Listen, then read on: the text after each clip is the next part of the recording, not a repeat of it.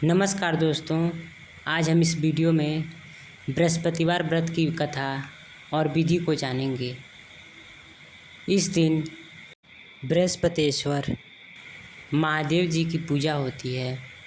दिन में एक समय ही भोजन करें, पीले वस्त्र धारण करें, पीले पुष्पों को धारण करें। भोजन भी चने की दाल का होना चाहिए, नमक नहीं खाना चाहिए। पीले रंग का फूल, चने की दाल, पीले कपड़े तथा पीले चंदन से पूजा करनी चाहिए। पूजन के पश्चात कथा सुननी चाहिए। इस व्रत के करने से बृहस्पति जी अति प्रसन्न होते हैं तथा धन और विद्या का लाभ होता है। स्त्रियों के लिए यह व्रत अति आवश्यक है। इस व्रत में केले का पूजन होता है। तो चलिए बृहस्पतिवार व्रत की कथा को जानते हैं। प्राचीन समय की बात है। भारत में एक राजा राज्य करता था। वह बड़ा प्रतापी तथा दानी था। वह नित्य प्रति मंदिर में भगवत दर्शन करने जाता था। वह ब्राह्मण और गुरु की सेवा किया करता था। उसके द्वार से कोई भी याचक निराश नहीं होकर लौटता था। वह प्रत्येक गुरुवार को व्रत रखता तथा पूजन करता था। हर दिन गरीबों की सहायता करता था। परंतु यह सब बातें उसकी रानी को अच्छी नहीं लगती थीं। वह न व्रत करती और न किसी को एक भी पैसा दान में देती थी। वह राजा से भी ऐसा करने को मना किया करती थी। एक समय की बात है कि राजा शिकार खेलने वन को चले गए। घर पर रानी और दासी थीं। उस समय गुरु बृहस्पति साधु का रूप धारण कर राजा के दरबार में भिक्षा मांगने आए। साधु ने रानी से भिक्षा मांगी तो वह कहने लगी, हे साधु महाराज, मैं इस दान और पुण्य से तंग आ गई हूँ। इस कार्य के लिए तो मेरे पतिदेव भी बहुत हैं। अब आप मेरी ऐसी कृपा करें कि सारा धन नष्ट हो जाए और मैं आराम से रह जाऊं। साधु रूपी बृहस्पति देव ने कहा, हे देवी, तुम बड़ी विचित्र हो। संतान और धन से कोई दुखी नहीं होती है, इसको सभी चाहते हैं। पापी भी पुत्र और धन की इच्छा करता है। अगर तुम्हारे पास धन अधिक है तो भूखे मनुष्य को भोजन कराओ, पाँव लगवाओ, ब्राह्मणों को दान दो, धर्मशाला बनवाओ, कुआं, तालाब, बावड़ी, बाग बगीचे आदि का निर्माण कराओ तथा निर्धनों की कुंवारी कन्याओं का विवाह कराओ, साथ ही यज्ञादि करो। इस प्रकार के कर्मों से आपके कुल का और आपका नाम परलोक में भी सार्थक होगा एवं तुम्हें भी स्वर्ग की प्राप्ति होगी।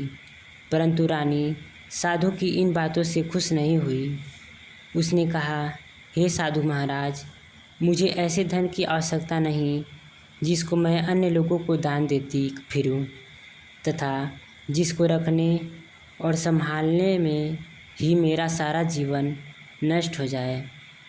साधु ने कहा, हे देवी, यदि तुम्हारी ऐसी ही इच्छा है तो जैसा मैं तुम्हें बताता हूँ तुम वैसा ही करना। बृहस्पतिवार के दिन घर आंगन को गोबर से लिपना, अपने केशों को पीली मिट्टी से धोना, केशों को धोते समय स्नान करना, राजा से कहना वह इजामत कराए, भोजन में मांस मदिरा खाना, कपड़े धोबी के यहाँ धुलने देना। इस प्रकार 7 बृहस्पतिवार करने से तुम्हारा सारा धन नष्ट हो जाएगा। यह कहकर साधु महाराज रूपी बृहस्पति देव अंतर्धान हो गए। रानी ने साधु के कहने के अनुसार 7 बृहस्पतिवार वैसा ही करने का विचार किया। साधु के बताए अनुसार कार्य करते हुए केवल 3 बृहस्पतिवार ही बीते थे कि उसकी समस्त धन संपत्ति नष्ट हो गई। भोजन के लिए दोनों समय परिवार तरसने लगा तथा सांसारिक भोगों से दुखी रहने लगा। तब राजा रानी से कहने लगे, कि हे रानी, तुम यहाँ पर रहो, मैं दूसरे देश को जाता हूँ, क्योंकि यहाँ पर मुझे सभी मनुष्य जानते हैं, इसलिए मैं यहाँ पर कोई काम नहीं कर सकता। मैं अब परदेश जा रहा हूँ, वहाँ कोई काम धंधा करूँगा, शायद हमारे भाग्य बदल जाएं। ऐसा कहकर राजा परदेश चला गया। वह वहाँ जंगल से लकड़ी काट कर लाता और शहर में बेचता। इस तरह जीवन व्यतीत करने लगा। इधर राजा के बिना रानी और दासियां दुखी रहने लगीं। किसी दिन भोजन मिलता और किसी दिन जल पीकर ही रह जाती। एक समय रानी और दासियों को 7 दिन बिना भोजन के व्यतीत करने पड़े, तो रानी ने अपनी दासी से कहा, हे दासी, यहाँ पास के ही नगर में मेरी बहन रहती है। वह बड़ी धनवान है। तू उसके पास जा और वहाँ से 5 सेर बेसर मांग कर ले आ, जिससे कुछ समय के लिए गुजारा हो जाएगा। दासी रानी की बहन के पास गई। रानी की बहन उस समय पूजा कर रही थी। बृहस्पतिवार का दिन था। दासी ने रानी की बहन से कहा, हे रानी, मुझे आपकी बहन ने भेजा है, मुझे 5 सेर बेझर दे दो। दासी ने यह बात अनेक बार कही, परंतु रानी की बहन ने कोई उत्तर नहीं दिया, क्योंकि वह उस समय बृहस्पतिवार की कथा सुन रही थी। जब दासी को रानी की बहन से कोई उत्तर नहीं मिला, तो वह बहुत दुखी हुई। उसे क्रोध भी आया। वह लौटकर रानी से बोली, हे रानी, आपकी बहन बहुत ही घमंडी है। वह छोटे लोगों से बात भी नहीं करती। मैंने उससे कहा तो उसने कोई उत्तर नहीं दिया। मैं वापस चली आई। रानी बोली, हे दासी, इसमें उसका कोई दोष नहीं है। जब बुरे दिन आते हैं तब कोई सहारा नहीं देता। अच्छे बुरे का पता विपत्ति में ही लगता है। जो ईश्वर की इच्छा होगी वही होगा। यहाँ सब हमारे भाग्य का दोष है। उधर रानी की बहन ने सोचा कि मेरी बहन की दासी आई थी, परंतु मैं उससे नहीं बोली। इससे वह बहुत दुखी हुई। अतः कथा सुन और विष्णु भगवान का पूजन समाप्त कर वह अपनी बहन के घर आई और कहने लगी, हे बहन, मैं बृहस्पतिवार का व्रत कर रही थी।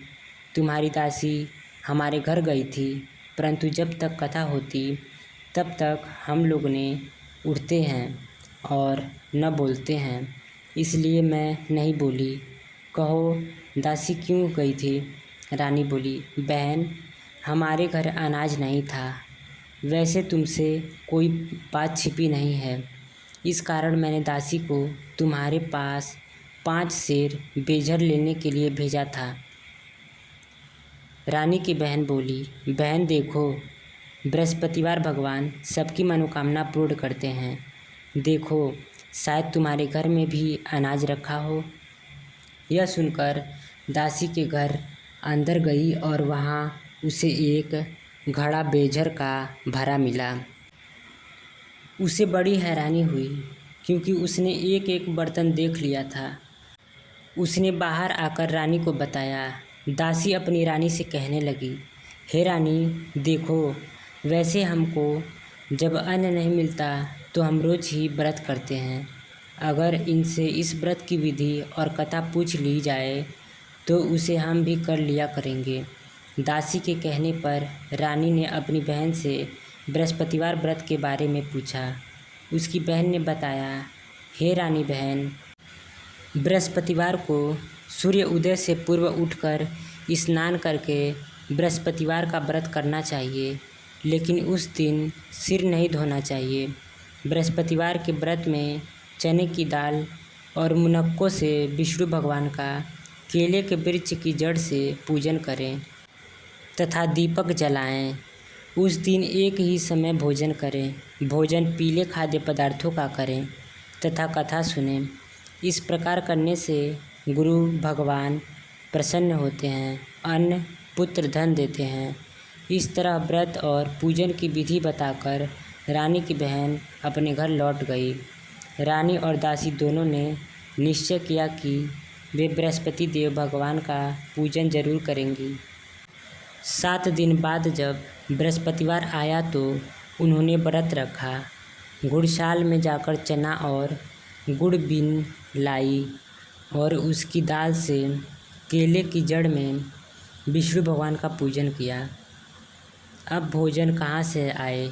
दोनों बड़ी दुखी हुई, परंतु उन्होंने व्रत किया था, इस कारण बृहस्पति देव भगवान प्रसन्न थे। वे एक साधारण व्यक्ति के रूप में 2 थालों में सुंदर पीला भोजन लेकर आए और दासी को देकर बोले, हे दासी, यह भोजन तुम्हारे और रानी के लिए है, तुम दोनों करना। दासी भोजन पाकर बड़ी प्रसन्न हुई और रानी से बोली, रानी जी, भोजन कर लो। रानी को भोजन आने के बारे में कुछ पता नहीं था, इसलिए वह दासी से बोली, जा तू ही भोजन कर, क्योंकि तू हमारी व्यर्थ में हंसी उड़ाती है। दासी बोली, एक व्यक्ति अभी भोजन दे गया है। रानी कहने लगी, वह भोजन तेरे लिए ही दे दिया गया है, तू ही भोजन कर। दासी ने कहा, वह व्यक्ति हम दोनों के लिए 2 थालों में भोजन दे गया है, इसलिए मैं और आप दोनों ही साथ साथ भोजन करेंगी।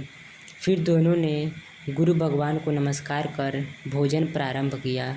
इसके बाद वे प्रत्येक बृहस्पतिवार को गुरु भगवान का व्रत और पूजन करने लगे। बृहस्पति भगवान की कृपा से उनके पास धन हो गया, परंतु रानी फिर पहले की तरह से आलस्य करने लगी। तब दासी बोली, देखो रानी, तुम पहले भी इस प्रकार आलस्य करती थी, तुम्हें धन के रखने में कष्ट होता था, इस कारण सभी धन नष्ट हो गया। अब गुरु भगवान की कृपा से धन मिला है तो फिर तुम्हें आलस्य होता है।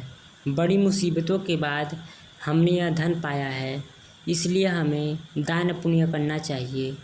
तुम भूखे मनुष्यों को भोजन कराओ, पाँव लगवाओ, ब्राह्मणों को दान दो, कुआं, तालाब, बावड़ी आदि का निर्माण करवाओ, मंदिर पाठशाला बनवाकर दान दो, कुंवारी कन्याओं का विवाह करवाओ, धन को शुभ कार्यों में खर्च करो, जिससे तुम्हारे कुल का यश बढ़े तथा स्वर्ग प्राप्त हो और पितृ प्रसन्न हो।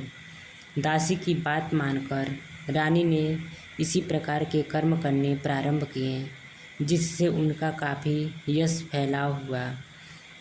एक दिन रानी और दासी आपस में विचार करने लगी कि न जाने राजा किस दशा में होंगे, उनकी कोई खोज खबर नहीं है।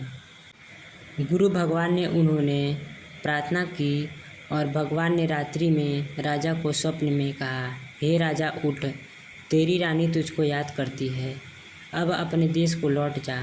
राजा प्रातःकाल उठकर जंगल से लकड़ियाँ काटकर लाने के लिए जंगल की ओर चल पड़ा। जंगल से गुजरते हुए वह सोचने लगा, रानी की गलती से कितने दुख भोगने पड़े। राजपाट छोड़कर उसे जंगल में आकर रहना पड़ा। जंगल से लकड़ियाँ काटकर उन्हें बेचकर गुजारा करना पड़ा। उसी समय उस जंगल में बृहस्पति देव एक साधु का रूप धारण कर आए और राजा के पास आकर बोले, हे लकड़हारे, तुम इस सुनसान जंगल में किस चिंता में बैठे हो, मुझे बतलाओ। यह सुन राजा के नेत्रों में जल भर आया और साधु की वंदना कर बोला, हे प्रभु, आप सब कुछ जानने वाले हो। इतना कहकर राजा ने साधु को अपनी संपूर्ण कहानी सुना दी। महात्मा तो स्वभाव से ही दयालु होते हैं।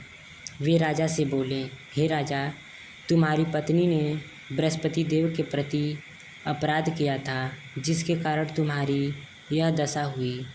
अब तुम किसी प्रकार की चिंता मत करो, भगवान तुम्हें पहले से अधिक धन देंगे। देखो, तुम्हारी पत्नी ने बृहस्पतिवार का व्रत करना प्रारंभ कर दिया है। अब तुम भी बृहस्पतिवार का व्रत करके चने की दाल व गुड़ और जल को लोटे में डालकर केले के पत्ते से भगवान विष्णु का पूजन करो। फिर कथा कहो और सुनो, भगवान तुम्हारी सब कामनाओं को पूर्ण करेंगे। साधु को प्रसन्न देखकर राजा बोला, हे प्रभु, मुझे लकड़ी बेचकर इतना पैसा भी नहीं बचता जिससे भोजन करने के उपरांत कुछ बचा सकूं। मैंने रात्रि में अपनी रानी को व्याकुल देखा है। मेरे पास कोई साधन नहीं, जिससे समाचार जान सकूं। फिर मैं बृहस्पतिवार की कौन सी कहानी कहूँ या सुनूँ? मुझको तो कुछ भी मालूम नहीं है। साधु ने कहा, हे राजा, तुम किसी बात की चिंता मत करो। बृहस्पतिवार के दिन तुम रोजाना की तरह लकड़ियाँ लेकर शहर में जाओ। तुम्हें रोज से दोगुना धन प्राप्त होगा, जिससे तुम भली भांति भोजन कर लोगे तथा बृहस्पति देव की पूजा का सामान भी आ जाएगा।